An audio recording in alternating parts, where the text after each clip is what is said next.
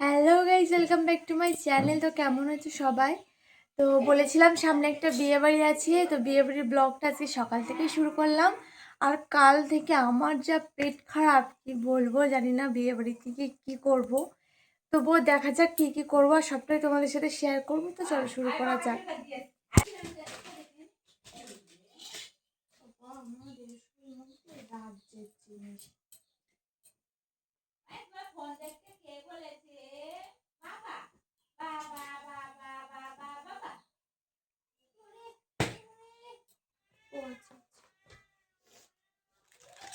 এটা কি করার জন্য? এটা আইল্যাশ বসানোর জন্য বোধহয়।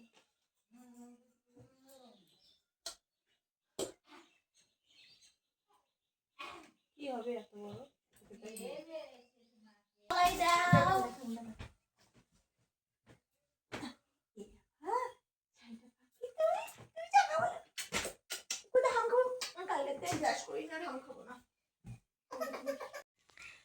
তো ফাইনালি আমি একদম সকালে স্নান করে ফেলেছি, কেননা কালকে রাত্রে আমি হেনা করে শুয়েছিলাম।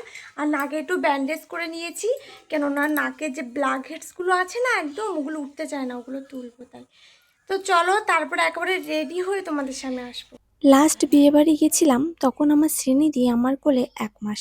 অত ছোট বাচ্চা নিয়ে কি তখন আর যেতে পেরেছিলাম? আর তারপরেই বিয়েবাড়ি বাঁধলো, তাও নিজের পিসি শাশুড়ির মেয়ের বিয়ে। বিয়ে যখন ঠিক হয়েছিল আমরা বলছিলাম বৈশাখ মাসের পচা গরমে বিয়ে, কি করে মেকআপ করব ঠিক নেই। কিন্তু দিনের শেষে এমন কিছু অপেক্ষা করছিল সত্যিই ভাবতে পারি। অনেস্টলি বলছি, এমন বিয়ে বাড়িতে আমি জীবনে যাইনি, যেটাই প্রথম গেলাম। বিয়ে বাড়িটা কেমন ছিল জানতে গেলে কিন্তু ভিডিও শেষ পর্যন্ত অপেক্ষা করতে হবে। তো আর কিছু দেখালাম না, ডাইরেক্ট আমার সাজাগোজার এখানে চলে আসলাম। সাজ প্রায় কমপ্লিট হয়ে গেছে, কিন্তু চুলের বেনিগুলো একা খোলা সম্ভবই হচ্ছিল না, তাই সবাই মিলে খুলে দিল। আর আমাদের রাস্তাটা এতটাই সমান, যেটা তোমরা ভিডিওর ঝাঁকানি দেখেই বুঝতে পারছো। আর বিয়ে বাড়িতে ঢুকতে না ঢুকতেই এত পরিমাণে বৃষ্টি শুরু হয়ে গেল, কি বলবো, মানে জাস্ট একটুর জন্য আমরা ভিজে কাক হয়ে যাইনি, জাস্ট একটুর জন্য। একদমই গোধূলি লগ্নে বিয়ে ছিল, আমরা গিয়ে দেখি বিয়ে অর্ধেকের বেশি হয়ে গেছে। আমরা যাওয়ার পরপরই প্রায় সিঁদুরদান শুরু হয়ে গেছিলো, সেই বর্ষার মধ্যে। এত কুলকুল করে বৃষ্টি আর ঝড় হয়েছে, কি বলবো, পুরো প্যান্ডেলের মধ্যে জলে ভরে গেছে। তোমরাই দেখে নাও কি যে বাজে সিচুয়েশন। বৃষ্টি বাইরে তো যেমন তেমন, আস্তে আস্তে বৃষ্টি প্যান্ডেলের মধ্যে পড়াও শুরু হয়ে গেল, আর তখন সেখানে দাঁড়ানো খুবই মুশকিল হয়ে যাচ্ছিল। তাও বৃষ্টির মধ্যে দাঁড়িয়ে দাঁড়িয়ে কী আর করবো, সময় নষ্ট না করে কটা ফুচকা খেয়ে নিলাম।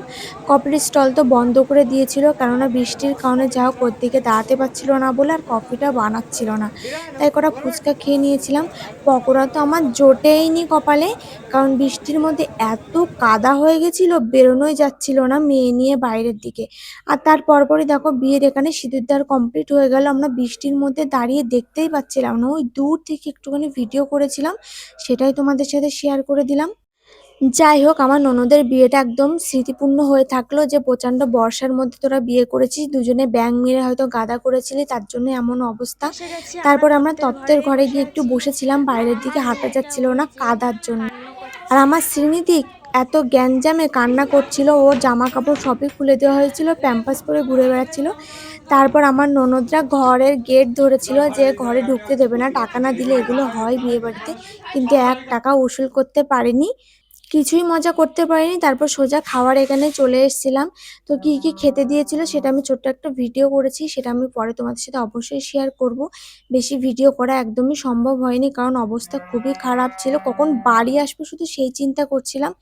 বৃষ্টি থামার সাথে সাথে প্রচুর লোক চলে এসেছিল, কারণ সবাই অপেক্ষা করছিল হয়তো বৃষ্টি থামার।